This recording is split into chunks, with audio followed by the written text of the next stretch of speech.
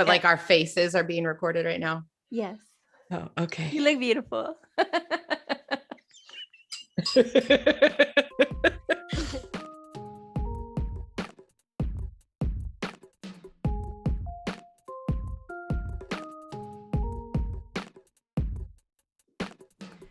Hello and welcome to Far-Fetched, where we debunk common myths and misconceptions about dogs and offer up a little clarity and advice, nuance on dog issues. I'm your host, Crystal Dunn, and my guest today is a dog superwoman, certified professional trainer, director for one of the most popular dog daycare and boarding facilities in Austin, and president of the Pitbull Advocacy and Rescue organization, Lovable. My dear friend and top pick for my future dog army, Lindsey Ortiz. Yay, thank you. Hello. I love that introduction. I was like, wow, that's kind of cool. Yeah. I didn't know I do that stuff. You got a long resume. It just all blends. I don't know what I do. Blurs together. We've been at it for about the same amount of time too, like going on 15, 16 years or so, working in the dog world, in and out of the dog world, whatever. Yeah. I don't think I've ever known another person though that is as dedicated to dogs as you. Is that what you call it? I like that word better. I mean, that is a nicer word than what obsessed, crazy. Nuts. You can own it though. It's a way better obsession to have than a lot of the other obsessions people have. I will take it. Yep, I will take it. Yeah, me too.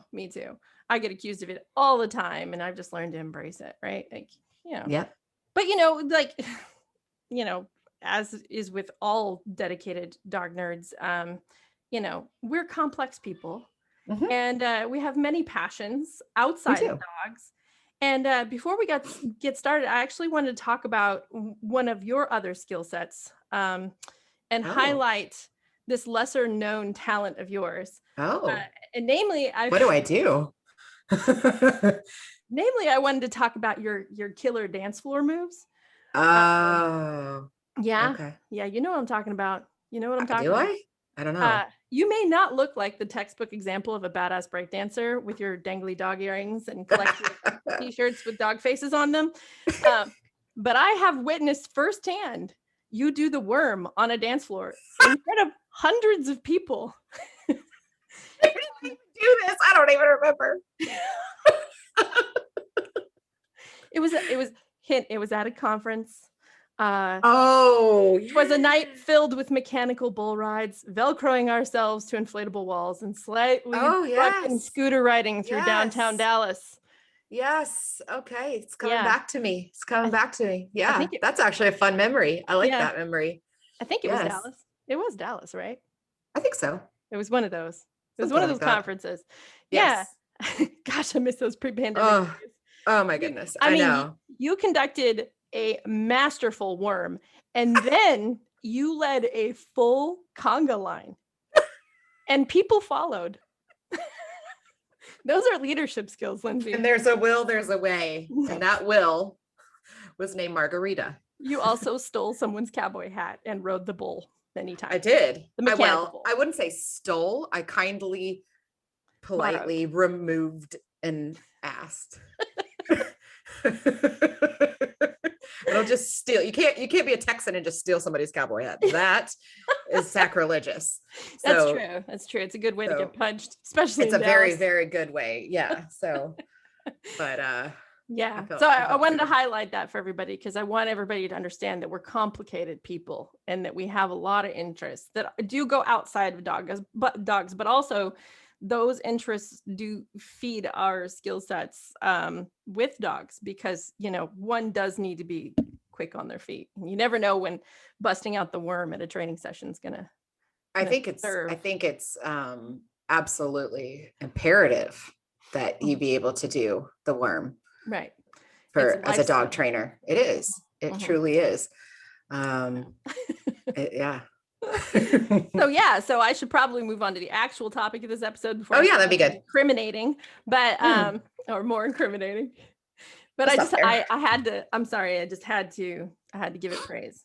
You had to recognize. Thank you. Thank you. You're welcome. Thank you. We'll cut off the story there. Memphis was fun, wasn't it? We did. It was fun as far as I remember. I think it was pretty good. That good old home cooking at early morning breakfast. Early morning breakfast followed by early morning conference sessions. Oh man. Professionals. So anyway, this episode is actually about dog-to-dog introductions. Yes, and not worms and Memphis. No, it's just by people who do those things. Yep. So Linz, why is this such a big deal? Can't I just let the dogs like work it out? I mean, my Uncle Tony told me that dogs are descended from wolves and therefore we should allow them to be wild and work it out like cage match style. Because dogs. Oh yeah. Well, dogs aren't wolves. Oh right. Yes. Yeah. So there's a big importance about not just letting it work itself out. I think that you have to take into consideration that the training world is ever evolving. And so, yes, at one point in time, maybe that was some kind of approach. And I think that's where we have to quickly debunk that. Yeah, I mean, I did a whole episode on how dominance theory and stuff like that, and like pack order and all that stuff is actually been denounced by the guy who created it in the first place. And I think that's really important for people to like. I just continually repeat that over and over again. I'm like, that's not a thing. That's not a thing. You're not an alpha. You can't be an alpha. It's not a thing. It's more complicated than that. Oh yeah. And it's so much more involved with people when it comes to domesticated dogs. So it's like no Uncle Tony who had a German Shepherd once and therefore considers himself a man at the forefront of dog psychology. They will not work it out. Or maybe they will, who knows, right? But maybe if we had just like hadn't just spent like the last 20 to 40,000 years forming a symbiotic relationship with dogs, nurturing their willingness to look to humans for guidance at every possible turn, I'd be more inclined to trust Uncle Tony's advice. But much to his chagrin, dogs aren't wolves, and he has not skillfully tamed them. Well, yeah. And of course, you have the natural pack order of wolves, and that's not what dogs do. We make packs of our own. That's not zero part of that is natural. Right. Domesticated dogs rely heavily on human intervention, right? For a number of things, like from food to safety. And if we just step out of the scenario and let dogs work it out, either on leash or at a dog daycare or in our own backyards, doesn't matter where, it can work if we're lucky, but it doesn't mean it will. And dogs aren't dumb. They do generally avoid fighting, but they often look to us to help them avoid fights because we have integrated ourselves into their survival and into their needs. And if we're over there like twiddling our thumbs, well, things get hairy, and real fast. And that's when dogs and people get hurt and vet bills get really expensive. So, right. Yeah. So I think that's the biggest myth that is really predominant in dog-to-dog interactions, is this kind of like flippant attitude that a lot of us take, like, well, my dog's social and they say that dog is social, so they're going to be fine, and then we throw them in the backyard together and boom, there's, a fight. Or we throw them in the same house together for a couple weeks and then we wonder why a couple weeks later they're trying to rip each other's faces off. So we'll talk about kind of both of those scenarios a little bit. But suffice to say, it helps to know what you're doing when you go to introduce two dogs. Yeah, absolutely. Absolutely. You can avoid a lot of trouble.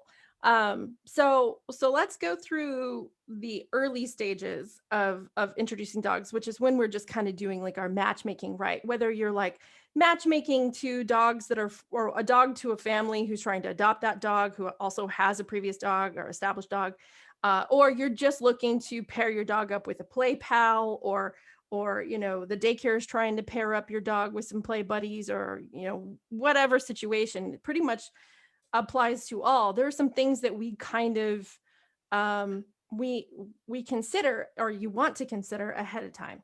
And so I was going to ask you, Lindsey, like, what are some of the questions that you ask about a dog prior to like doing a dog introduction? Like, how do you go about that matchmaking early on?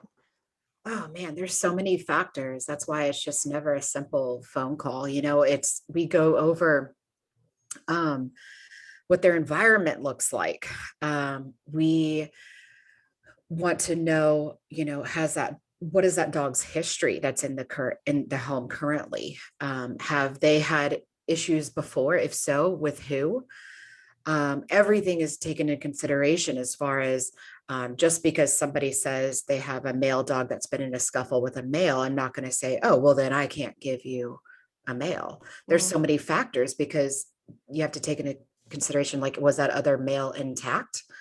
And so there's just a million variations. That's why it's not so simple. It's just going to grab a dog from the shelter and bringing it home and just crossing your fingers because your dog is social and that dog looked nice.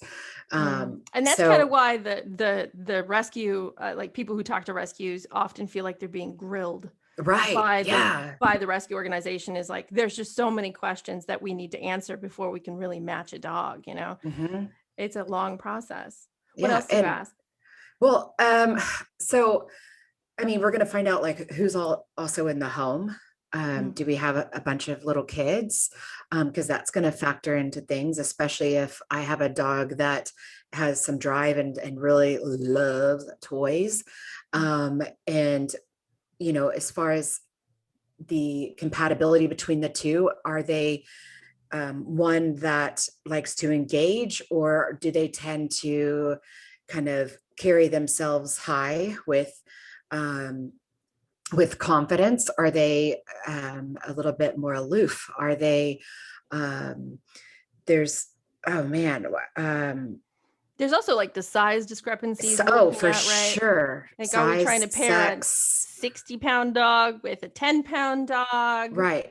Play style is a big one, right? Like if you tell me you have a 13-year-old senior that just lost its buddy that was their best friend for its entire life, and you want to adopt a puppy, well, I'm going to ask you multiple questions. What does that dog's energy look like? What is that dog's day-to-day routine? Is that dog just sitting there constantly on the couch and that is very much content for them? Or are they active and you take them for 2 walks a day and you wouldn't even know they're 13, and I think that basically trying to gauge whether or not the dog that you're about to bring in is going to torture the elderly dog. Is it going to torture, or is it going to bring some life to the dog, you know? And both are totally possible situations too, right? Like, it doesn't mean like an older dog, it's not that an older dog can't pair well with a young dog. It's that there's all these little nuanced things that we need to pay attention to. Right. I have 2 perfect examples recently. I thought, oh my goodness, this little tiny puppy that we have is perfect. She's wonderful and everybody loves her. So we go to the first family. Family is precious. The family is wonderful, wonderful applicants. And they had lost their previous dog that was best friends with their senior male. And their senior male is a really great dog. Like, honestly, just by evaluating that dog, I was like, wow, that it was a pity mix of some sorts. And I was like, man, that's a great ambassador of that, of the breed. But that dog honestly wanted nothing to do with the puppy. And they thought, oh, surely like he'll love the company and maybe it'll get him to want to play because he likes to play. Well, he liked to play with their older dog, that he grew up with. So now here's this tiny little puppy that wasn't even being in your face, which was awesome. Like so many puppies can drive them up the wall just immediately going, oh, let's play. But this little girl wasn't. She just really was just sniffing around, just kind of like, hey, who are you? And all you could see was a bunch of side eye and turned head and walked away and over and over and over. And I was like, guys, I hate to break it to you, but could a relationship form over time? Sure. Right. Yeah. But the only thing we have to go with is what we have in front of us, and everything is telling me your dog does not want this puppy in its life. He's just not interested. He's not ready to be a father again. Right. Or maybe he never was, and I think that's the role that's really demanded of a dog like him in that situation, and some are down for it and love to give those, that coaching kind of advice to their puppy pals that can Yeah, be yeah. really important. But more often than not, when they're that old, it's like, just let me be in peace. Please don't bring this crazy ass puppy into my house. Yeah, You know, yeah, definitely. yeah. But Yeah. I really empathize with the people in that situation too, because I know for myself personally, when my dogs get old, I start to worry about my own mental health as I'm going through the last stages of their lives. I'm very emotionally uh, connected to my dogs, and I think that it's part of what keeps me mentally healthy, Hmm. and it's one of the reasons that I feel so powerfully about therapy dogs, um, and emotional support dogs and stuff, is because they really do impact us more than we even realize sometimes. And so I like to bring in my next adoption, uh, not necessarily late in my dog's life, but I like to stagger them, so I always have a companion when I'm going through those stages as well. And um and that's just kind of how I cope with loss. And when you work with dogs a lot, like over the years, it turns into a lot of loss, unfortunately, especially when you work with them every day. And so, I think that that's really sad when we don't get necessarily what we want, but it does Hmm. have to, their mental health has to be factored into the Right. equation too. And that's something that we can often forget, Hmm. especially when we're scared. Right. And I loved the family's acceptance about it because they realized they were like, we weren't, the thing is you have, as an adopter, you need to come at it as, I'm doing this for the dog too. It's not just about you. Mhm. Because us humans, we could stack up on puppies all day long, right? Well, a lot of people could, right? Some are like, Yeah. do not give me a puppy. They're crazy. But they were very accepting, like, yeah, we want what's best for him. And Good. yeah, you're right. We see these things that you're pointing out, and we'll just give him the best time of his life for his last, few years with his family. And Yeah. Yeah. so, And that's really good that they're understanding. I think most people do really genuinely care about the mental health of their dog. It's just really helpful sometimes having somebody there who really knows how to read dog body language, point those little clues out to you that you might be mhm, missing.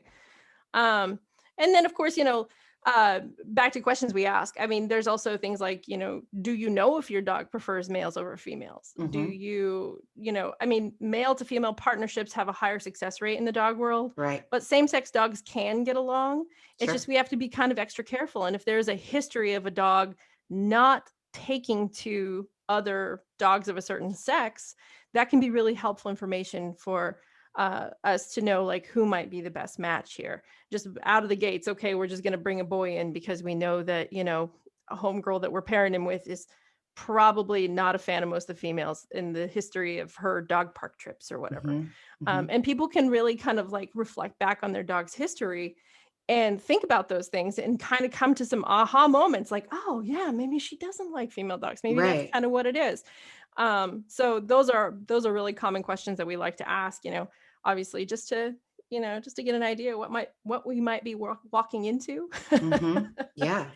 Yeah. My biggest dilemma with adoptions is families that only want females, Mhm. and where it's not impossible to have a pack of females. It's also it can be very, very difficult. And it just depending on the dogs and their temperaments. And most people don't know how to gauge based off the temperament. They know how to gauge off the cuteness and the sweetness Yeah. and the cuddles that they enjoyed in those few moments when they first met. So, I have to really try to explain to people, like, look, tell me more about your female. Oh, well, she's boss lady, they'll call them, or Yeah. whatever. I'm like, oh great, so she's definitely going to want another female that's a boss. That sounds perfect. Yeah. Well, So and I think what people don't realize is I mean, I, of all people, am a huge fan of looking at the dog in front of you and yes. making sure that you are pairing two unique personalities, not stereotypes. But Right. in the dog world, there is a biological reason why a lot of female to female relationships don't work. And there is science behind that too. And that, like, again, it's not that your two female dogs won't work, because Right. I'm living proof. I've had plenty of female dogs and they're fine. And especially if you're good about like setting good boundaries in your home and good leadership skills, most dogs can figure out a way to get along. But female dogs are mothers. They can be very protective and very territorial, and that does descend back to their wolf roots, right? Where female wolves aren't going to take kindly to some other bitch coming in on their territory either.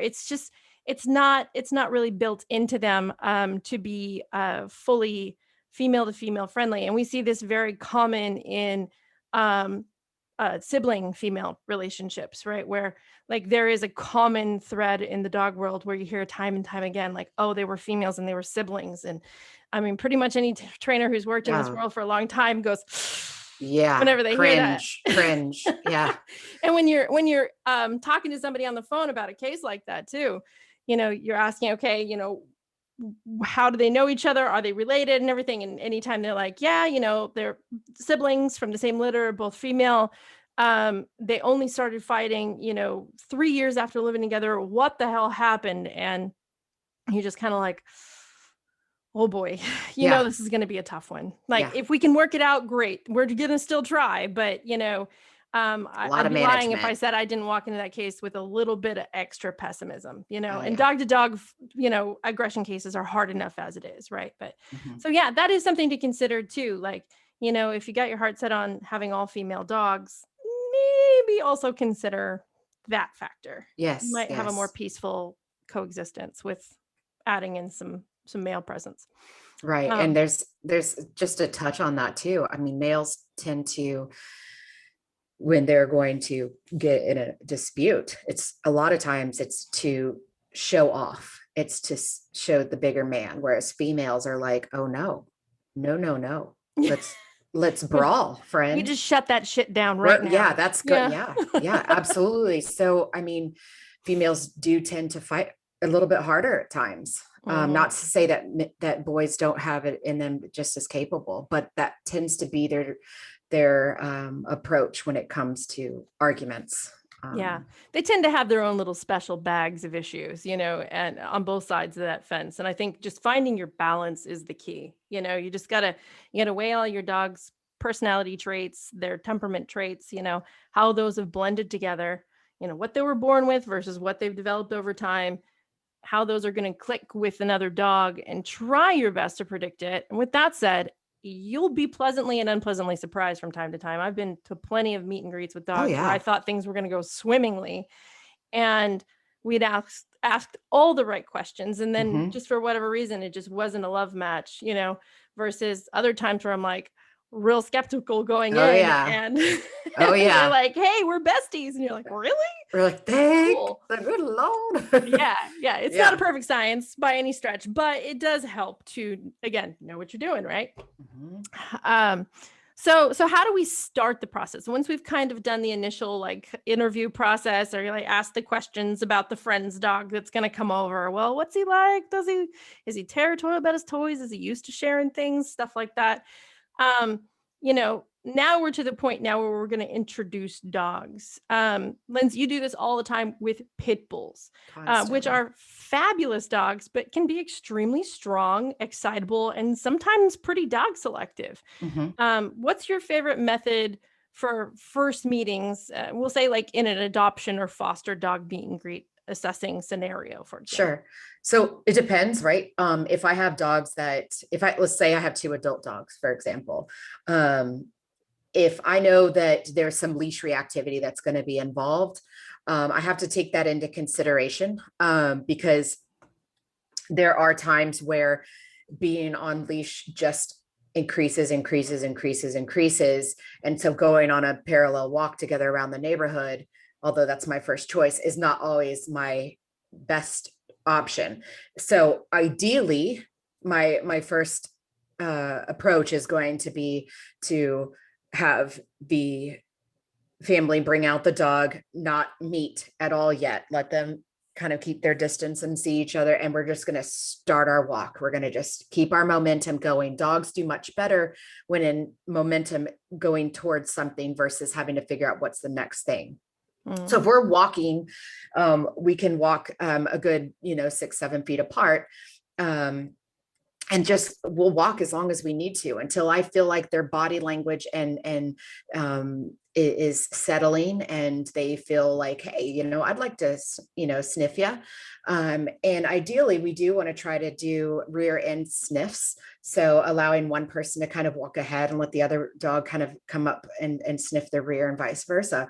It doesn't always happen perfectly. That's kind of a forced introduction. So we have to take that into consideration because when dogs meet each other off leash, if they do it properly, they're going to be doing kind of from a rear to head curved sniff.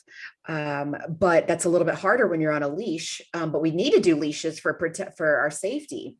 Yeah, I think it's important for people to know, especially when you're introducing two really powerful dogs that you can't just pull apart if they don't get along. Right. Which in its own is even like a small dog can nail you pretty good. Don't get overconfident. Oh yeah. But bigger dogs, especially, or bigger to small introductions, or anytime a big dog is involved at all, really, you have to kind of weigh, the least of all evils with safety. You're always putting safety first. So Absolutely. Even though everything you've read says, ooh, on-leash dogs don't do on leash. Yeah. Right. Aren't as likely to get along or whatever. You still need to use a leash because yes, it's true. Leashes do exacerbate energy. Like they do make things more tense, but they also save you from having to pull a giant dog off a little one or two giant dogs off where you could literally lose a hand in the process. Mm-hmm.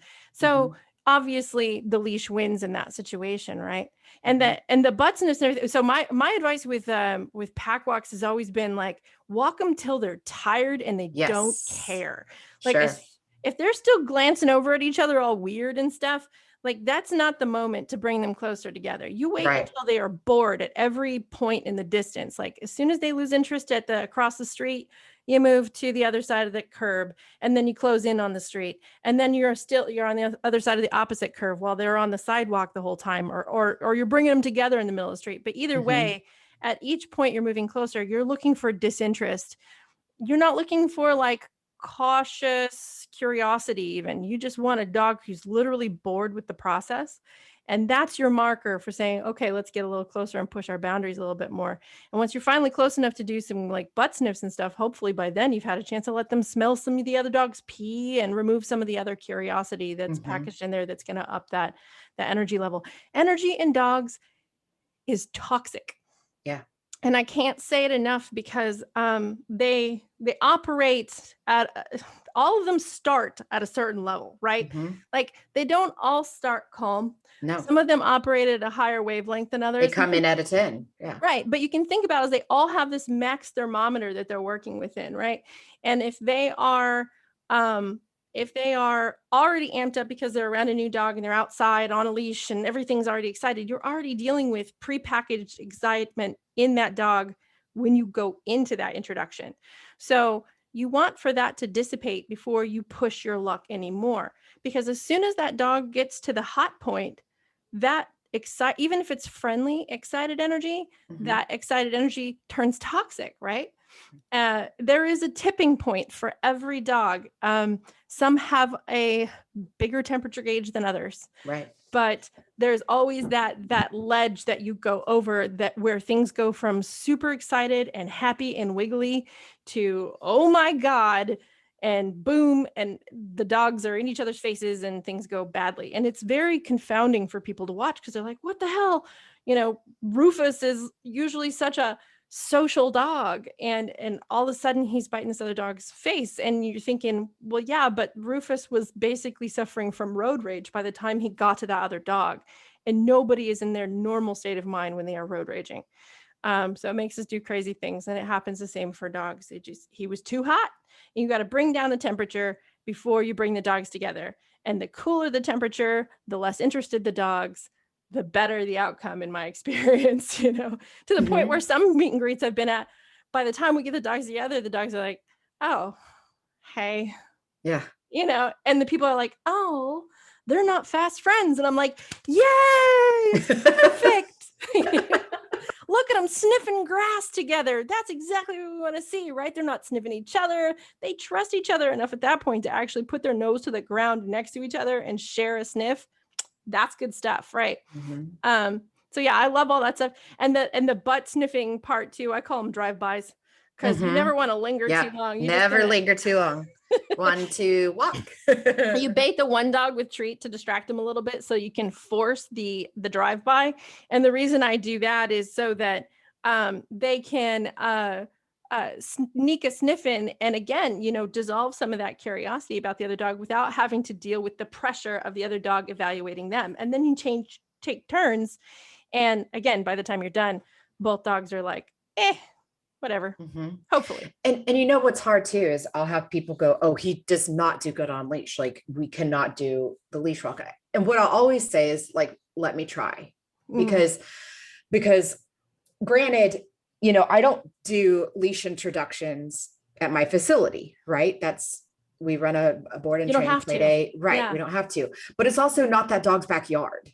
And they're not attached to their person, or they're not, person's not there. There's so many factors to put in place. So it's not that you can't do off leash introductions, but it depends on the environment. And so my chosen environment is not going to be your backyard that your dog owns, you know? And so, you know, we will try to find some neutral territory as well. That's why we don't, you know, we try to start the walk, and even though that dog might know that neighborhood, at least it's just not on their home grounds. Yeah. Or if you can go to a park or something, even better, right? But yeah, somewhere outside the house, outside the yard. And you know, to the point of the leash, especially with leash reactive dogs, and leash aggressive dogs, or whatever terms we want to call them. No dog barks forever. Like that's one of the things that you learn pretty quickly in training, is that they do have a quitting point, and you don't want to set a dog up for that state of mind. But if you're again in a situation where that's your only safe way into doing the introduction, then you just walk further, you know, until they give up. They're only going to bark at that dog for so long across the street, especially if you have a pretty good distance. You might have to take them into the yards or around parked cars and stuff like that. But, you know, usually it takes a couple of minutes. It's not even that long. I've met, I think, probably 3 dogs that wouldn't stop. And we knew about 5 minutes in, I'm like, okay, this is not working. We got to try something else, you know? So yeah, you have to be able to improvise on your feet, but also as a standard, you can pretty much walk any dog out of their reactivity once they're tired enough. Fatigue is your friend. So is heat. Yeah. Wears them out a little bit quicker. Yeah. That cold makes them nice and spunky. And I think, you know, I will tell you, I remember having this like aha moment one time where I had this dog that I really truly didn't, I mean, we just got him into the program, and sweetheart of a dog, like his dog to dog videos that we got with the evaluation, everything looked great. We went to do one of the first introductions with this family, and I was like, oh, wow, this is some leash reactivity. This is like intense. This dog was, you know, jumping up in the air, doing alligator rolls, you know, flipping around, trying to get out of the equipment, you know, intense. Like literally, I think that dog screamed so loud that people were like, what is she doing coming out of their houses? And I'm like, everything's fine. Everything's fine. And I just kept keeping it, your energy is everything. So if people start panicking and you're panicking, you're walking the dog, then the dog's going to panic. So I just had to keep taking a lot of deep breaths and like try not to have my arm fall off and just keep walking. And I just kept the momentum. And I swear, I didn't think it was going to stop. Finally, we came back and kind of chilled out for a second. He was not tired yet. He still had a lot. Still had a lot in him, but just the initial part for him was what was going to do it. So if I had just let him go into the backyard and meet this dog, it would not have gone well. He would have had an extremely rude greeting. The dog probably would have been like, screw you. And it probably would have quickly tripped into something He's good. one of those So dogs that everybody assumes will never be dog we'll never, social, who most just needs people, time and a little bit of oh, persistence. anyone that would, if they just like went and adopted that dog and brought him home and took him on a leash, they'd be like, oh my God, my dog hates dogs. That was not the case. This dog, as soon as we could do that and have a proper introduction, because he didn't know how to, they were running around in the backyard, having the time of their lives, jumping literally on the trampoline. Like, it was hilarious, but it was just like from, night and day. He went from cold to hot. Yeah, but you have Faster to than give your them a average dog. chance sometimes and let them Yeah. work it out a little bit longer instead of going, nope, absolutely not. There's also a testament to multiple greetings too, right? Like, I've been Oh, yeah. on meet and greets where we just decided to stop at the walk that day, not do the actual introduction, and just met again a couple days later. And then we went again a couple days later, and by the third one, the dogs had developed there's some magic about the number of threes in dog behavior. There is. And there, by the third introduction or the third walk, they were like, oh, it's that dog that I mean, and really all that is just like conditioning a dog to build a more positive association with the other dog, right? Which is a perfect way to introduce two dogs that might be real staticky the first time. You don't necessarily always have to rush it, and it's great when you don't. The only issue is sometimes we don't have that luxury. And when people like you and I working in the rescue world a lot, when we say, well, okay, well, how about 3 or 4 meet and greets? A lot of people are like, how about I go somewhere else to buy a dog instead? So, we'd have a lot more dead dogs on our hands if we honored that process every time. But with that said, if I could, I probably would almost every time. I would try to build friendships between dogs before I ever try to move a dog into that house, because it's just, it's kind of a courtesy. And it is the most positive, the kindest way you can do it. It involves the least amount of facilitating and the most amount of bonding between the dogs that you can really establish. Working them together is great too, right? Like working basic obedience and stuff at a safe distance can really help bond two dogs together, because they're like, oh, it's that guy that I work alongside, and we get food and we go to dog school together. And that's one of the magic side effects of being able to do class training when you can with a dog. Not always the best fit, but if that's it is, for sure. It can really help them out. So I think that it's again, a lot of 100% positive trainers would probably bash us for this conversation, because it's like, well, they're really forcing it, and this dog is barking, they're clearly uncomfortable, they're in a bad state of mind. And it's like, well, yeah, but when that dog comes out of the gates like that, no matter what you do, sometimes that's just where you're starting. And to any trainer who wants to argue me that fact, I invite them to come volunteer at the shelter. Yeah, absolutely. Especially one that's chock full of pit bulls. Because usually that just speaks to a lack of experience in that realm. But if you're working with puppies or 2 low-key dogs or something, it's going to look very different, right? Like, it just depends on which dogs you're working with. And I'd like to even add that, even at our facility, we have dogs that do great with other dogs, but depending on where we place them in the kennel, because it's a higher volume facility, depends on where they're at in their headspace when they go out to the yard. So I have a few dogs that do swimmingly, but I have to keep them in a different part of the kennel where their energy doesn't stay up here.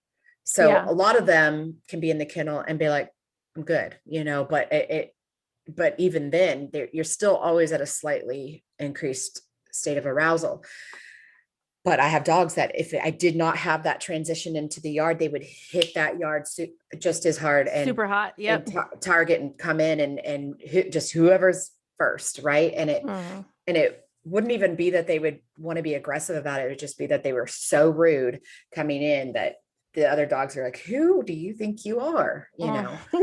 So don't be that guy in the yard. So it's the same concept. So if I'm going to treat it like that in the kennel environment, I'm going to treat it the same way as I would coming to somebody's home. I'm not going to just go, here we go, let's go meet, But again, I said initially, everything depends, because if you have a dog that's got arthritis and he can't walk around the whole block, or if you have a puppy that's never walked on leash before, your introductions are going to be slightly different and you're going to have to take a slightly different approach. Yeah. But again, you always need safety and a plan. Just and a have some plan. kind of plan, and Mhm. share that plan with whoever's doing it with you too. One thing that I had to really adjust to when I became a trainer was telling grown adults what to do. Mhm. It did not come naturally, especially people who are older than me. I was just Mhm. raised with a certain default amount of respect for my elders, Sure. and what I had to come to realize was that people were really depending on me to, for lack of a better term, boss them around in a situation. I had to tell them play by play what to do in every class. Stand here, don't go yet. Okay, now go. And obviously there's a way to deliver that information, but Sure. if you expect people to figure it out on their own, you're going to be really disappointed. So if you have a plan and you want to get together with a friend and have your dogs meet and everything, it's really important to share that plan with your friend. And then, especially if they're more passive, then when you are in that heat of that moment, you are clearly communicating with them. Go further across the street or come a little bit closer, but only to this point. Be specific. And drive the whole exercise if you need to, because if not, like, one of the hardest things to manage in any environment with dogs is the people. Mhm. People are tough. Yeah. And they don't necessarily pay attention, especially when they're adults. Mm-mm. We're not well Mm-mm. practiced at sitting in classrooms and learning anymore. We don't necessarily do our homework. So, if you want it to go successfully, you have to be the one that's willing to step up, do your homework, have the plan, tell the person what to do. Yeah. And I And love when they already have an idea and they're like, oh, I just took my dog for a run before you came over. I'm like, oh God, you're so yes. awesome. You know? Yeah, bring me that potato. Let's do this. Yeah. Yeah. Yeah, I So love that. Yeah, that's a great bit of advice too. Yeah, work both dogs before you take them out. Don't bring them out fully hot. That's a mhm. great trick. And then after we do all that stuff, after we go for our pack walk, after we Mhm. kind of do the drive-by butt sniffs and all the curiosities kind of been quenched, what do we do next? Like, where do we go from there, Lindsay?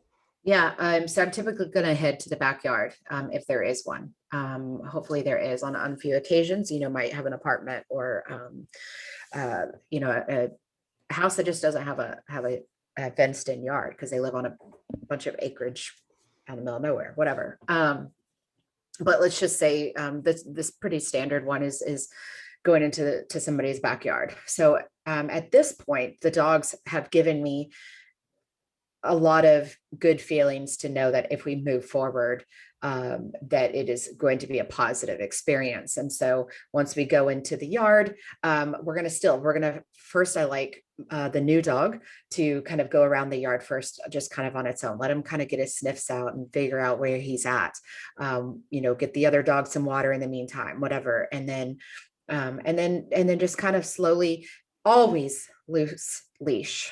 Always. I don't even know if we've even hit that, but Yeah. always loose leash. Your leash, if it's tightened when those two dogs meet, is definitely going to send some different feelings down that leash to the dog and change that dog's appearance to the other dog because you're trying to pull their head back and they're sending off some weird feelings, or they're trying to pull really hard. And so they're really faced forward to the other dog and they're telling this other dog, I'm coming for you, and so you got to have that loose leash, even though you might go, oh, it makes you go, I don't want to loosen it. I remember when I first started doing meet and greets, I was like, I'm not loosening it. You can't make me. Nope. Well, and if you have a dog that's too hot to bring up because they are so tight on that leash, then you need to spend more time at a distance in that yard until they relax too.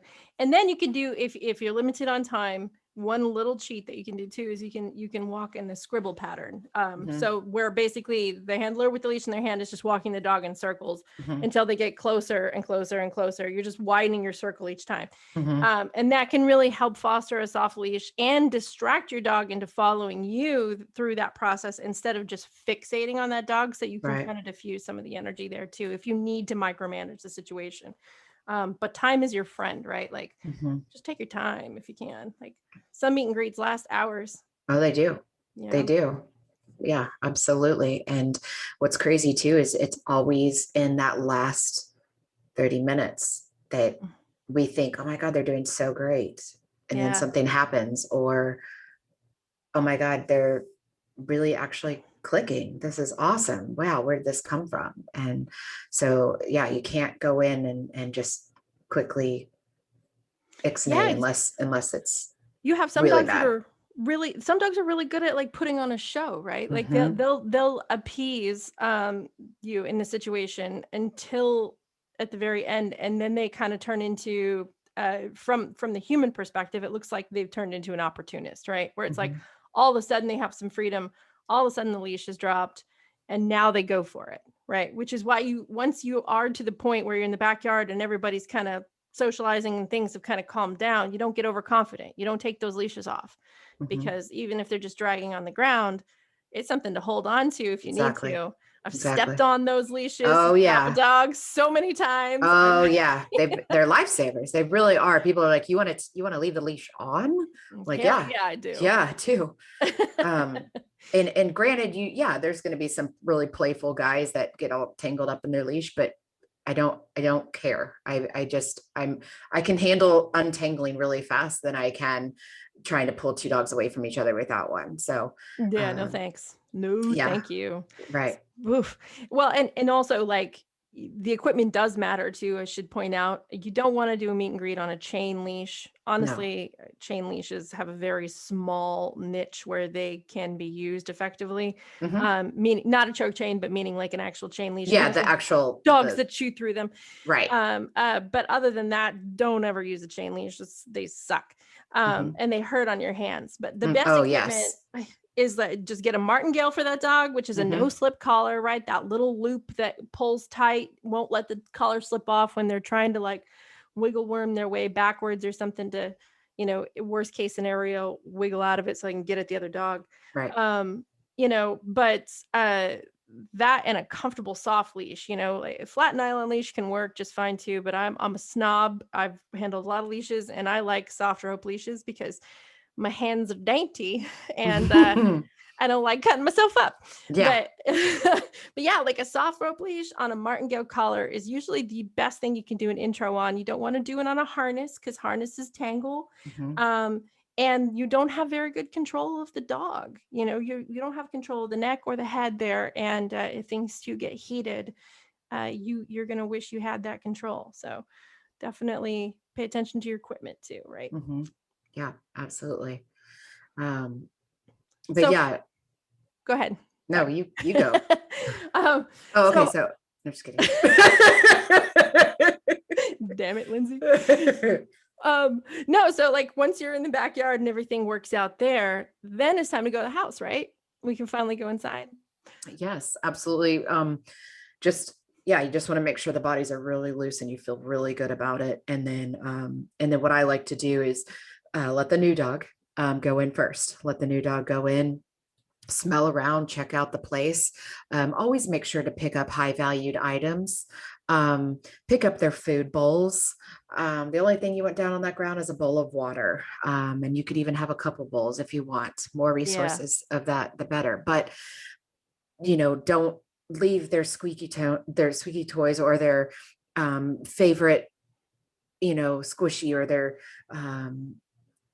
antler Or that could be even hiding under their bed their or dog bed. yeah, Honestly, you their can pick up the dog dog beds. bed. I normally will close crate doors if the dog Hmm. has a crate. Um, so anything that is of value to the other dog that already lives there, it's a respect thing. You don't want them to come in and just be like, yeah, they can have this and that. That dog might not be ready to share. And so you could quickly start something over of a resource. And that resource could be you. And we can get to that in a second. But Yeah, but that's part of the conversation comes next mhm. for sure. But yeah, So before you even do your meet and greet, though, this is really important. You have actually prepared your space because if yes. everything goes swimmingly, you're going to end up inside your house, and you don't want a bunch of landmines everywhere that can Right. spark conflict where it doesn't belong. It doesn't mean that you can't have those things out ever. Right. Because once dogs acclimate to each other, it's a totally different story, right? But Mhm. in those early stages, first impressions really count. And you don't want to be walking into, just a field of landmines where there's something to fight over in every direction. And while you're walking in the new dog into the house, it's a really good idea. This is where a good spot for treats. If the other dog is food motivated, the established dog, treat the hell out of them while they're watching that dog walk into their house. Let them know that this is a good thing. We haven't really talked about treats through this whole process because honestly, in most meet and greets, they don't play a key part and they can create a lot of static. And it'd be really irresponsible for us as trainers to say, yeah, bring food into the scenario without knowing that those dogs. But I mean, there's a lot of meet and greets where I've used a lot of treats because I felt comfortable about how both of those dogs treated food. Just know that if you do have food on you, you become an even more important resource, and you are basically a sitting duck for two dogs to fight over if it comes to that. So yeah. And you want them to focus on each other and their surroundings. And if they're extremely treat motivated and you have a treat pouch on, they can be distracting. They're going to be, and not all dogs for sure, but the ones that's like their favorite thing in the worworld, you know. Yeah, if I had treats out around my dogs, they wouldn't give a shit about any other dog ever, no matter what. It could be a banana, honestly, and they would still just be like, "What dog?" Which wouldn't necessarily give me the results I was looking for. Right. Whereas my dogs, I wish that was the case. I'd be like, "Here, take a treat. Hurry, take a treat." They're like, "Nope, there's a dog." Getting that guy. Yeah, I'm going to get it. So the dog's gone around, checked out the house, then great. We're still leaving the leashes on. We're also going to watch for confined spaces. So if they have a coffee table really close to the couch, if they have, we're not going to just let them walk into every room by themselves. I'm going to close doors. If I have to control the space, and so that's going to be to block things and let them slowly to check those things out. Some of the biggest triggers for dogs is space, and if they feel confined between the couch and the coffee table, or the recliner and the nightstand, whatever, not nightstand, whatever. What do you call those things on the side of the couch? The side table, coffee table. So like, I don't even have them in my house. I'm like, I don't know. I don't either. What do you call it? Lamp table? I don't know. That sounds like a moron. See, I do not. I don't have the coffee table. It's a waste of space. Okay, so then I'm the opposite. I'm a coffee table girl, lady. Yeah. But no. Okay. So yeah, you definitely want to check those spaces out, and then also make sure that when things start to get comfortable, and people start sitting down on the couch and giving affection to the dogs, that we watch for those things. Yeah. I think the key is you take it slow. You don't get overconfident. You leave the leashes on. And if you decide it's a win, especially if this is a dog you're adopting or trying to foster, and they're there to stay for the day, keep in mind that they're going to stay scared for a while. It's going to be a couple weeks before they feel fully comfortable. So a lot of those early behaviors that you're seeing are them coping with the potential of danger all around them. They're not relaxed. Even if they're sleeping, they're not relaxed, not for a while. And neither is your established dog, because they're like, I don't know, this is all very new. But that's why I advocate for leaving leashes on then too. Obviously not when you're not around. When you're not around, they need to be kenneled. Absolutely. But especially if you're dealing with big, powerful dogs, like don't mess around. Or mismatched in size dogs. Mismatched in size that don't stand a chance. Right. Like I know there's a couple of golden retriever people out there right now just kind of going, whatever. You're so funny. You can always leave golden retrievers together. Sorry, I love you, golden retriever people. I do too. I love you too, and I'm a little jealous right now. But except for the hair. But oh God, no. I'm not jealous of your fur. That's no. Jealous. But when you're dealing with, I really love powerful dogs. I love Rottweilers. I love Shepherds. I love Pit Bulls. I love their tenacity. I love their I mean, don't get me wrong. There's plenty of Goldens that have tenacity too, but they do tend to be a little bit more, in general, passive, which is great. But, those other dogs deserve the love too. And if you are trying to introduce two high drive dogs, border collies included, oh yeah, little terriers included, chihuahuas included, right? You need to make sure that you can manage them at first, and in a micromanager kind of way. Your eyes should be on them when they're out all times. You don't leave the house with them out together. It's not a wise idea for a lot of reasons. So we'll segue into the next section of our conversation on that note, which is when a dog moves in and everything seems great for a couple of weeks, but then suddenly, boom, dog fight, right? What do you think, Lindsay? Do you hear about this often? Absolutely. Oh, that's when I get my phone calls typically. And it varies too, right? Like at first I'm getting the phone calls after a couple of days going, I don't know. I mean, this is what he keeps doing. She doesn't like it. Like they seem so great during the meet and greet. And I'm like, do this, this, and this, right? Like protect them, make sure they have space, make sure that, and I go the whole rigmarole. That might take a while if I start going down that path, but basically I get those calls. Hey, give it some time. But then I get the other calls that go, man, they were so great. And like all of a sudden it's 3 weeks in. I'm like, yep, that's because your dog is no longer a visitor. That is because your other dog has now gone, this guy's sticking around. Okay. Wait a minute. Yeah. Wait a minute. Right. Yeah. And if the owners, to no fault of themselves, but they might be really green. And as far as the dog world or whatnot, they might not be the best leaders for them. And those dogs are looking for leadership. And so, all of a sudden they're fighting over resources. They jump up on the couch together and all of a sudden they don't like it when the other one jumps up next to them and just bumps them while they're hanging out, or we just don't set them up for success. You need to feed separately. You need to have some very firm boundaries. That doesn't mean you can't love on them and coddle them and get them great toys and all that stuff, but you have got to have a balance. You cannot treat them as though oh my goodness, they're a rescue. They were on a chain and I will never, ever. We need to shower them with all things. They never need to know. I'll never tell them no. I mean, those kind of things. And you can't approach it either. That will make them even more freaked out. So my favorite analogy for this is the roommate analogy to describe the delayed dogfight behavior phenomenon that we see all the time. Excuse me. So yeah, Linz, just play along with me here, okay? Okay. So pretend we've been roommates for like 2 years, and suddenly I come home one day with a new friend. Now I take you both for a walk first, so you can get to know each other. And everything seems to go well. We make it to the backyard. We make it inside the house. You both like the same kind of potato chips and loungewear. You love long naps on the couch. No problems, right? So I'm thinking, okay, it's a home run. I tell him to move on in, but I don't tell you. The next day, you find him sitting in your spot on the couch, eating from your bag of potato chips. They're the salt and vinegar kind, which is the best kind. Everybody knows that. And so you're a little miffed. Yeah. He empties the bag by dumping the crumbs directly into his mouth, as all good new roommates do. And your eye gets a little twitchy over this one. But you're a peacekeeper, you're easygoing. You're like, oh, well, it's just one bag of chips. Don't blow it out of proportion, right? No big deal. It's not like he's staying. So the next day he's drinking up the last bit of your almond milk and gassing up the place with flaming hot Cheeto farts and his tidy whities, right?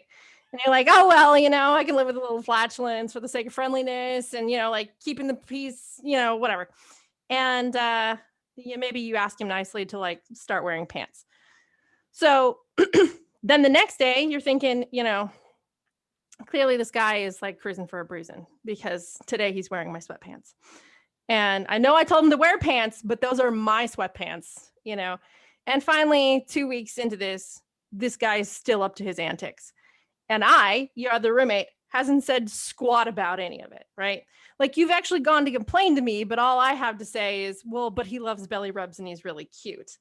And then all you're thinking is like, yeah, I love belly rubs too. Speaking of, where the fuck are my belly rubs, right? So, so you take matters into your own hands at this point, right? Like, obviously, this guy's going to stay. He's not moving out. He's not visiting. You didn't agree to this, and he's using all your crap. Nobody is okay with this situation. Nobody. No. A fight breaks out, hair gets pulled, your sweatpants are torn from his pasty limbs, whatever. And all I'm doing is screaming like a banshee in the background because I don't know what I'm supposed to What do. happened? Yeah. Stop. I didn't even see this coming. I mean, it was out of nowhere. Right. I stick myself in the middle, get my hair pulled too, and it's not good. There's no clear winner, right? But it's going to take a lot to inspire forgiveness in everyone after this, right? And that's basically how I explain bringing in a new dog and letting them use all your other dog's stuff, right? It's nobody's all right with that. Like, I wouldn't be cool with it. And so if we look at it from the dog's perspective, even just for a second, we see so many spots for there to be potential for conflict. And it does, maybe they're not eating out of the same bag of potato chips, but they're certainly potentially eating out of the same bowl if you haven't made that happen, right? Like if you haven't given them separate areas to eat, they'd be sharing a bowl. Or sleeping in the same kennel because you think it's cute when they snuggle. Who's to say one of them isn't slowly waiting for the other one to go away? And then when they don't, we have an issue. So there's many reasons why we say give them all their own space. Don't commingle resources, not up front. Doesn't mean they're not going to learn to use those things in the long run. Doesn't mean they're not going to be super snuggly. When we started this conversation, both of my dogs were sleeping on the bed next to each other. Clearly you can get there, but you can't make assumptions that both the dogs are enjoying the situation when they can't tell you necessarily how they feel. All they can do is show you.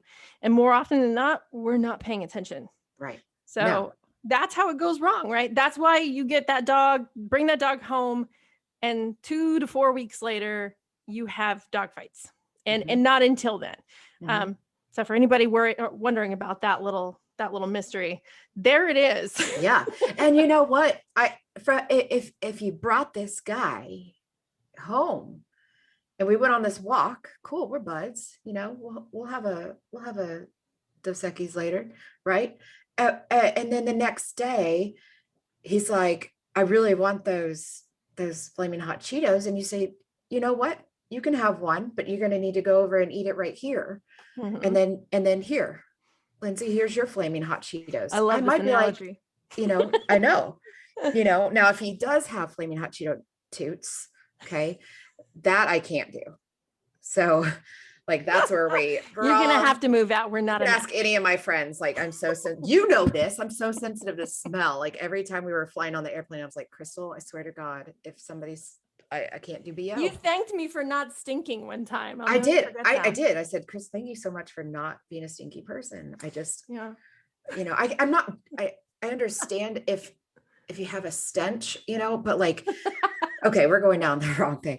I'm just so sensitive. I think your point is sometimes it's not a love match no matter what you do. Right. But also, like, there are ways to go gently into sharing things where it's a totally different situation if somebody asks me for my potato chips than if somebody just takes my potato chips. Right. I'm more than likely going to share them, but I'm also going to be a little peeved if you don't ask first. And it works the same way in the dog world. It's just, in this case, it's like, okay, you can hang around and we can play together. I'll happily spend my time with you. And, but when it comes to me sleeping in my bed or getting attention from my favorite people, you don't get to come and butt in and take that away from me. Right.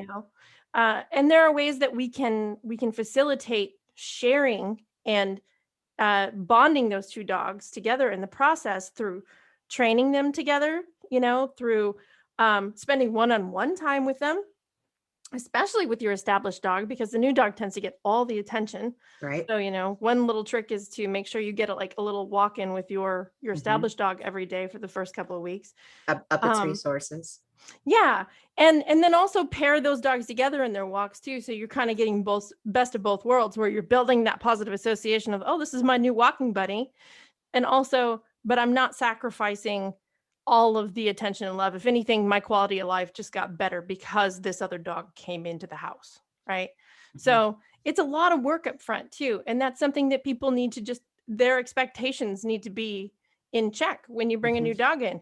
You're not just going to push them together and it's going to be hunky-dory. It is work. Do not go out and get another dog if you don't want work. Right. Don't do it. Don't. Even if it's to help busy your other busy dog, like great. In the long run, they're probably going to save you some work. But in the short run, the first couple of months, you're working. And you're doing double time because you have to do right by both of those dogs while they have the time to bond, so that when one does eat the other one's potato chips, they're a lot more likely to forgive. Like when my husband and I went on our first date, if he had just stuck his fork in my noodles, I would have stabbed him in the hand with my fork. Like, who do you think you are? But 15 years down the line, he sticks his fork in my noodles. I might just stab him playfully now, but still, now it's like an understanding, like, I'm going to steal some of his noodles back or whatever. But, right. The dynamics change. It took a while for you to get there. Yeah. The familiarity, right? Yeah. And that also kind of brings us to puppies too, because a lot of people want to bring in a puppy into their home and do those introductions, and I think it's going to be easier. And it is in some cases too, because obviously if you bring a puppy in and that puppy sticks his fork in the noodles, I'm less likely to stab a child's hand for stealing my noodles than I am a grown man. Sure. And the same is true for dogs. They recognize, puppies for being puppies and that they have some things to learn. So you can buy yourself a little bit more forgiveness there, but you also have a lot more to police with a puppy. So you're not really sparing yourself any work because that puppy's going to be into everything. They're not going to take anything seriously. So when your older dog does check them, you might have to step in and reinforce that and remove them, because puppies will just keep going and going and going and going until the other dog finally does snap. And everybody's got their breaking point, especially with other people's children. Yeah. That puppy's not their child. Right. Yeah. So the patients are still limited, and you can teach an established dog to absolutely hate a puppy if you just decide to let them work it out. So absolutely. So, yeah. Anything else we want to, we were going to play a quick game. No, we're getting here on time. Okay. But let's play a quick game. So Lindsay, I'm going to give you a scenario and you tell me what I should do. I'm just, when it comes to adopting dogs. Okay. You ready? Yep. Okay. So I'm pregnant, due in just a couple of months. No. My first child. Oh, sorry. Okay. Sorry. Okay. Okay. Restart. Due in just a couple of months with my first child, right? I'm not even practiced at this yet. And recently decided that my dog is going to be lonely and that I should adopt a friend for her so that the new baby doesn't make her sad. What dog should I get? You don't. Let me preface. Could it work? Sure. If you're a special kind of mother. Yep. If you're rare and special. If you know dogs really well, if you know what you're getting into, you've taken many introduction to dog and kid classes. You're basically an amateur behavior. You're versing yourself on everything. But honestly, no, you're about to rock that dog's world. You're about to bring in a baby who's going to take your time, your resources, everything. And to add another dog because you think that's going to fulfill it is, like I said, can it work? Possibly. But you have to take into consideration your time is not going to be there to do everything we just talked about, because you're going to have your eyes on your newborn, as you should. And so, it's not the best of scenarios, and I do not highly recommend it by any means. You need to work on the relationship with the dog that you have and the baby that you're about to introduce before you just start throwing in other things into the mix. So no dogs for me when I'm expecting to take on a whole nother human life as my key responsibility for the next, let's see. I'd say you should probably hold off until you're at least a couple of years in. That's my advice as a mother just of a human child. Yeah, get used to. I mean, I've been there, done that. I would have never gone like, you know what? I'm gonna add a dog to this. Nope. Ever. Nope. I was just happy the ones I had survived. Honestly, yeah. at some point, I was like, "Woo! I'm sorry, guys." Yeah. Everybody Yeah. gets compromised. Everybody was giving at Oh, that point in and life. if you're a first time mom, you don't know what to expect as far as like, is your baby going to be colicky or is it going to have health issues? I mean, you just like, oh my gosh, like you just, yeah, there's so Yeah. much unknown. Yeah. So, ooh, Yeah. okay. Yeah. Don't do it. Just don't do it. As much as I want all dogs to find homes.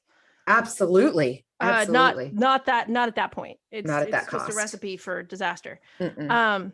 Okay. So here's another one. I've never had a dog before and I live a pretty chill life. I really want to apply for this border collie. What do you think?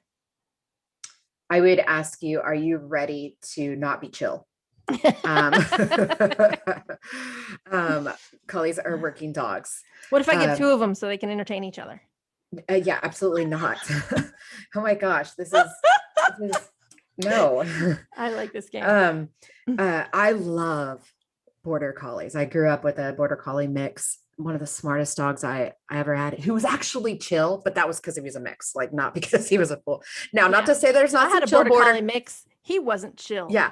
And you know what? There are a couple that are as wired as some of the other ones. Absolutely. Always look at the dog in front of you, right? Yeah, always look at the dog in front of you. I will never put a breed in a box. So the next question should be, is that border collie a freak?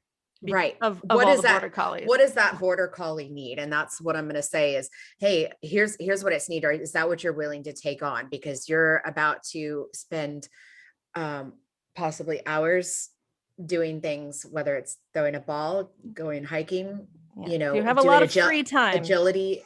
They're fun dogs. Oh man, it's a trainers can really love border collies, but they're wonderful. But you will learn a lot sometimes against your own will. Mm-hmm. But you always need to match your energy, your lifestyle with the dog and their typical things that they're prone to. So every dog is different, like you said, and there's no one kind fits all. I know a lot of wonderful Goldens, and I know some really brutally ones that are just not okay in the head. Mm-hmm. And same with Boston Terriers, right? Yeah. I mean, you see, there's certain breeds that are really known, Jack Russell Terriers, Border Collies, they're known to be energetic dogs. There is some truth in stereotypes from time to time. But there is also like the exceptions to the rule all the time. There's all the time. Yeah. I mean, I know I've mentioned before, I'm always beating up on golden retrievers because, well, they can handle it. But, there are golden retrievers who bite people too. So there's no guarantee that the breed you're getting is going to be the textbook example of that dog. And you can find exceptions to the rules. But in general, it's probably a pretty good idea. If you're a pretty chill person, you should really pay attention to the personality that you're looking for, not the breed of dog you're looking for. That will never do you wrong, right? Right. It doesn't matter what they are. It matters who they are when you're looking at them. And if it looks like a chill pit bull, if it looks like a chill golden, if it, and that's the personality you're looking for, my advice is to forfeit your love of black and white spots, which I totally get it. Got a weak spot for those too. But you do have to live with this dog for the next 10 to 20 years. Yeah. So odds are good that personality is going to matter. Absolutely. All right, last one. Yep. So I'm adopting a new dog, and my current dog is social. The rescue says the dog I'm looking at is social too, so I don't have anything to worry about, right? Right. Oh, okay. So long as you honor the process, I'd say. Yeah. Maybe. Yeah. Probably. So if your dog is social and the rescue's dog is social, then great. We're going to give it a shot. But I'm going to give you a lot of front loading that just because they're both tend to be social does not mean that they're going to be the best match. Still not going to shove them in the backyard together. Nope. Without any pre-walking or exercises. Nope. I'm going to follow the same protocol with tweaks when needed, but religiously, because I know what works and what doesn't work. And if it works for me, why am I going to try to change up to test something else out?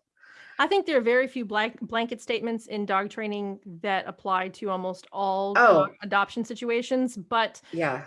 the one where we leave the leash, the drag leash on the dog for the first 2 to 3 weeks that we have in the house is the one that I will absolutely swear by almost every time, no matter what type of dog, no matter what age of dog. Mhm. Because if you aren't managing potential social static, say you bring in a really young puppy, you're still managing destructive behavior, you're still managing jumping, you're still managing all the potty training, all the things that you need to manage in those early stages. And if you have a drag leash on that dog, it makes it 10 times easier to coach them through what they're supposed to do. um, your social concerns with two young dogs are not going to be as intense with two older than they are with two older dogs, but it's still worth mentioning that those two young dogs are still going to mature and they're still going Yes. to develop their own preferences, and Yes. those behavior stages could clash later on in Yep. life if you don't put any boundaries in place. Absolutely. So this what I'm glad you even mentioned on that part, because um, when you have two dogs that are adolescents, that and they have not, if they've not fully matured, normally I'm it's around the 2.5 to 3 year mark, where all of a sudden I'm getting a call and they're like, this has never happened. They've been together their whole lives, since they were puppies, or the other one was older and this one was a puppy and they grew up together. What the heck is going on? I'm like, well, first of all, I'm going to ask you, like, what's changed in your life? Like, did you move? Did you have, is there a separation in a relationship? Is there, what are some of the other factors? Do you have a new baby? But then if there's not anything that's really life changing, then we really do, we're going to hone down in on the fact that these two dogs, something is missing. And it's definitely some leadership qualities, because something is happening. Maybe one has become a little bit more pushy and you don't see it. Perfect example. One dog sleeping, the other one jumps up, or even sits there to wait for it to move. This one moves and then this one lays down. Well, a lot of people don't correct that because they're like, what's to correct? They Or still one starts licking the other one until they move. yeah. Oh, Or, look, it's cute. They're look, they bathing figured each it out. other. He left. He didn't like it. That's fine. Yeah. But again, we go back to that whole thing. It gets old, and eventually that dog is going to go, you know what? I have moved the last 10 times you've come up here, even though you were extremely rude when you did it. I'm not going to move this time. Oh, you're not going to move this time? Okay. Yeah. So, Yeah. and you don't see that unfold when you, to the untrained eye. You just don't. Those aren't things you look for. You look for the obvious things, the growls, the things that are just really obvious, right? You don't look for those subtle cues, which is why everyone always goes, it just came out of nowhere. They've been totally fine. Just came out of nowhere. I was like, it didn't come out of nowhere. I hate to break it to you. And I'm not going to make you feel bad for it, but here's what's going on in this whole thing. And here's how you solve it. You give them each Yeah. a spot that they get to lay, and you no longer allow them to push each other around like that. And it's easy to train. It's easy to train a dog to go to a spot on cue and love that spot. You're not torturing them by teaching those boundaries. No. If anything, you're just facilitating a good, healthy relationship with space and other resources in your house, because that bleeds into all other things, right? Like if you're treating one dog, do you let the other one yank the treat out of your hand first? I hope not. You know, I hope that the other dog is learning to wait their turn, because that's a really great opportunity in the exercise to teach that. And it's just those little micro interactions that you're having with your dog every day, or your dogs every day, that really establish those boundaries. It's not magic. It's just common courtesy. And if you pretend like they're, 2 4-year-old kids, that can help too, because, most of the things that we allow our dogs to do that we shouldn't are things that we would not allow our 4-year-old children to do. So, if you just kind of think of parenting your dog similar to parenting your children, and that the boundaries you set for them are going to save them a lot of trouble later on in life and make them tolerable to be around, then it doesn't feel so mean. Right. Yeah. Well, it doesn't have to be mean. Yeah. And then what happens, right? You have a fight break out, then you're fixing it. And then you're like, man, I wish I had been just a little bit more assertive at that. It's hard to come back from a dog fight. It's hard to come back from 2, and it's very, very difficult to come back from 3. Yeah. A lot of management. I mean, I've taken cases that could heal from dog fights, and I've taken cases that could not. And in every case, they're difficult. They're difficult on the whole family. They're I've stressful, lived scary, it for 10 traumatizing. years. Right. Yeah. Your dogs, when they were young, you had the same, similar, dynamics issues with them. I had them when I was younger with my dogs too, because I didn't know how to set those boundaries in place. So, it's totally worth hiring a trainer if you feel like your dogs are having static. If you're not sure, it's easy to do. You don't even have to meet with one in person. There's plenty of trainers out there right now that are doing Zoom calls and stuff like that, myself included, Lindsey included. We are just send me the video. I can usually kind of give you a synopsis on what's going on here. And if you need to do something about it. All right. So with all that said, Lindsey. Did I pass? Good job. Okay, thanks. Did you pass? That was a good game. So yeah, let me wrap us up here. You got anything to plug? Of course. First of all, Lovable, our rescue advocacy organization, the super big passion of mine. It's love-a-bull.org. BULL. BULL, yes, and love, LOVE-A-bull. And check us out on social media. And then of course, Taurus Academy, where my facility that I run, that I for the best socialization that you can get in as far as the play day dog world. So they'll match your puppies with your good mama dogs that will teach them good skills. Yep. It's a good good environment. We definitely set the bar when it comes to proper socialization, and we'll tell you if your dog doesn't want to be socialized. We're not going to just throw them in the mix of dogs. Yep. Just how you want it. If your dog didn't do well at daycare that day, you're going to know about it.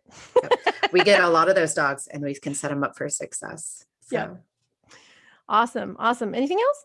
I think that covers it. For as busy as you are, I'm surprised it's not a longer list. What else? What else? Do a million things for all those. All right. Well, let's see. If you want to contact me, you can email me questions, comments, episode suggestions at farfetchedpod@gmail.com.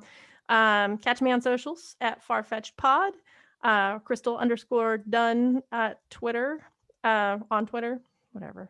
I always screw up the Twitter one. Beat me. It's just the theme now. To support this podcast and my free training efforts for shelter dogs on Patreon, you can look up Farfetched Podcast. And I think that's it. Thank you so much for having me. You're welcome. Thank you for coming on again. I look forward to Let's do it again. We are working our way slowly towards the Pitbull episodes. There will be a couple. And we will thoroughly debunk every myth about pit bulls anybody's ever heard. But yeah, you're already slaughtered for that one. So sounds good. Got it on the books. We might have to have some Dos Equis for that one. Could do that. Absolutely. Awesome. Well, thanks again for coming. And my pleasure. For all you listeners out there, don't feed your dog's pedigree. Screw Alpo. Let's help them go out of business, and tell your dogs to say hi. And no hearts, HARTZ. None of those products. Don't put that crap on your dogs. None. Poison.